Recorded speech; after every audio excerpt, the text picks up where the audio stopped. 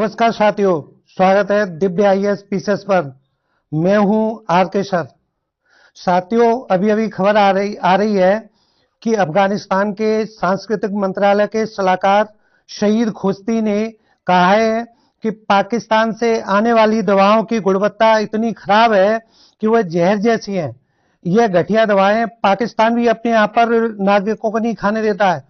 वो दवाएं सब अफगानिस्तान में भेज दी जाती हैं और पाकिस्तान की इन दवाओं को अफगानिस्तान ने बिल्कुल बंद कर दिया है। ये दवाएं जो कि पाकिस्तान अफगानिस्तान को भेजता था, इनकी मात्रा अफगानिस्तान में जितनी भी दवाएं आती थी उसका 70% हिस्सा था। अब ये दवाएं बंद हो जाएंगी और ये दवाएं अब भारत, मध्य एशिया के देशों से मंगाई जाएंगी।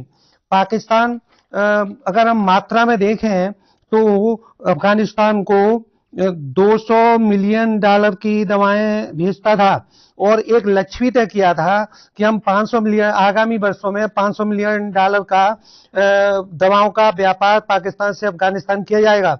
लेकिन अब खोस्ती ने अभी दवाएं बंद करने का कहा है, तो अब इनके ये मंसूबे $500 मिलियन के जो दवाएं भेजने के थे वो धरे के धरे रह जाएंगे। यहाँ पर भारतीय फिल्म का एक गाना याद आ रहा है, मेरे अरवा आंसुओं में बह गए, हम वफा करके भी तन्हा रह गए। हाँ भाइयों, देखो गाना कितना फिट होता है। अब हम भारत से बात करें, अब अफगानिस्तान भारत से दवाएं मंगाएगा और अभी पिछले दिनों $100 मिलियन की दवाएं भेजने का भारत और अफगानिस्तान के बीच समझौता हुआ है। यानी भारत अफगानिस्तान को $100 मिलियन की दवाएं भेजेगा। और आपको ये पता होगा कि 19 नवंबर को अफगानिस्तान के उद्योग वाणिज्य मंत्री, इनका नाम अलहाज नूरुद्दीन अजीजी था, वो भारत के दौरे पर आए थे। ये इनकी 5 दिवसीय यात्रा थी और दोनों देशों के बीच में मुख्यतः समझौते हुए। इनमें से पहला समझौता है एयर फ्रेट कॉरिडोर।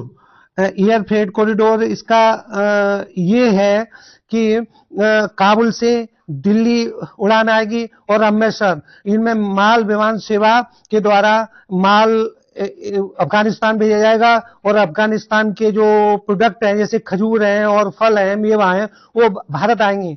क्योंकि ये भूमि वाले रूट से इसलिए नहीं जा सकते क्योंकि पाकिस्तान जो कि बीच में है, इंडिया का माल अफगानिस्तान जाने के लिए रूट मार्ग नहीं रहता है और अफगानिस्तान का माल इंडिया में आने के लिए रूट नहीं रहता है, इसलिए एयर फ्रेट कॉरिडोर के निर्माण की बात हुई है।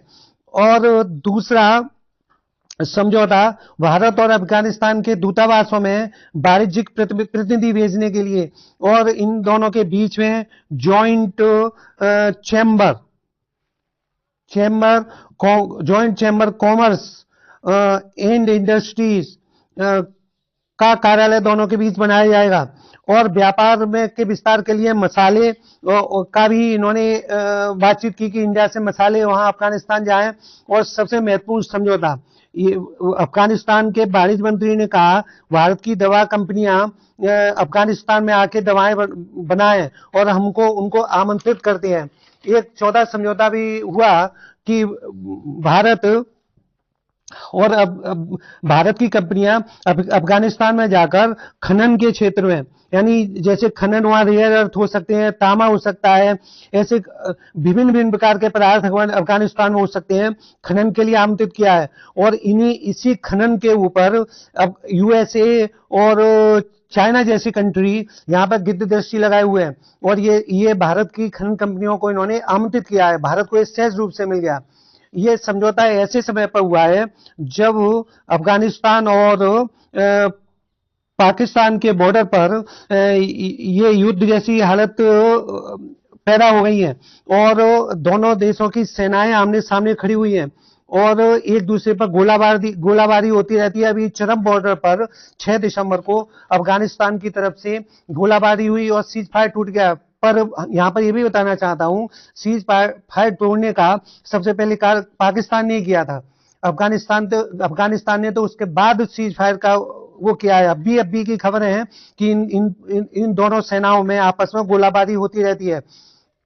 यहाँ पर एक और बात बता दें, अफगानिस्तान के में स्थायी राजनयिक मिशन, ये अभी जो दूतावास खोलने की बात हो रही है, ये स्थायी नहीं है, ये केवल वाणिज्यिक दूतावास है, वाणिज्यिक दूतावास है ना। और यहाँ पर एक ये भी बात बता दें, आपको मालूम होगा कि अक्टूबर में वहाँ के विदेश मंत्री भारत आए थे, और इनका नाम था अजीज खान मुत्तकी। इनके बीच में और भारत के बीच में बहुत ही महत्वपूर्ण समझौते हुए।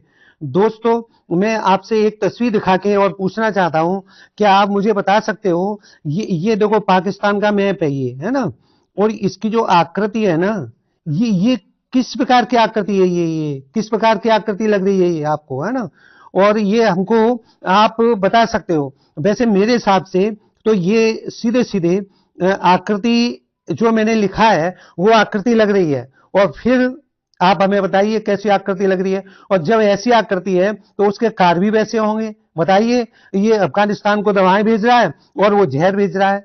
अरे भाई, दवा तो जहर और बीमारी को हटाने के लिए होती है।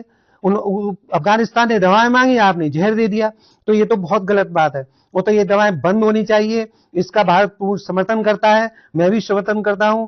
और अफगानिस्तान का जो भारत के बीच में दवाओं का समझौता हुआ है वो बिल्कुल कारगर होगा। भारत उनको दवाएं भेजेगा, क्योंकि भारत की दवाएं बहुत ब्रांडेड दवाएं होती हैं। इसी प्रकार के अन्य मुद्दों के लिए जुड़े रहिए दिव्य IAS पीसेस पर। धन्यवाद।